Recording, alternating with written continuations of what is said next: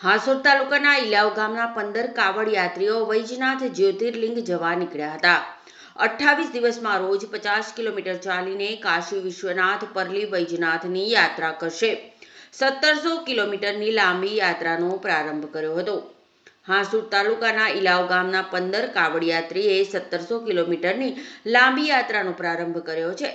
આ યાત્રા દરમિયાન તેઓ કાશી વિશ્વનાથ અને પરલી વૈજનાથ જ્યોતિર્લિંગના દર્શન કરશે। યાત્રા શરૂ કરતા પહેલા કાવડ યાત્રીઓએ ગામના રામજી મંદિર, ભીડભંજન મહાદેવ મંદિર, વેરાઈ માતા મંદિર અને હનુમાન મંદિરે દર્શન કર્યા। ગ્રામજનોએ યાત્રીઓનું હાર પહેરાવીને સન્માન કર્યું અને તેમની સફળ યાત્રા માટે શુભેચ્છાઓ પાઠવી। કાવડ યાત્રીઓ 28 દિવસમાં યાત્રા પૂર્ણ કરશે। તેઓ રોજના 50 કિલોમીટરનું અંતર પગપાળા કાપશે। યાત્રા પૂર્ણ કર્યા બાદ દેવાદિદેવ મહાદેવને જળ અર્પણ કરી પરત ઇલાવ આવશે। આ પ્રસંગે હાસોડ તાલુકા પંચાયતના સભ્ય જયેશ પટેલ, આગેવાન ઉમેદભાઈ પટેલ, ગામના સરપંચ અને સભ્યો મોટી સંખ્યામાં ગ્રામજનો ઉપસ્થિત રહ્યા હતા। હર મહાદેવ, મારું નામ રાહુલ પટેલ છે। અમે ઇલાવ ગામના નિવાસી છે।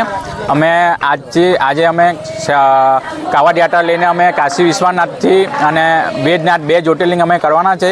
અહીંથી એમનું અંતર 1500 જેવું છે, 1500 કિલોમીટર। અમે આશરે 30 દિવસ સુધીમાં અમે ત્યાં પહોંચીશું અને મહાદેવને જલ અર્પણ કરીશું। અત્યાર સુધીમાં અમે 9 જ્યોતિર્લિંગ પૂર્ણ કર્યા છે અને હવે 1 જ્યોતિર્લિંગ માટે અમે આવતા વર્ષે જવાના છે પાછા કેદારનાથ। એટલે અમારું 12 જ્યોતિર્લિંગ અમારે હવે 1 વર્ષ રહ્યું છે અમે, અને આવતા વર્ષે પરિપૂર્ણ બધા થઈ જશે અમારા 12 જ્યોતિર્લિંગ। હર મહાદેવ।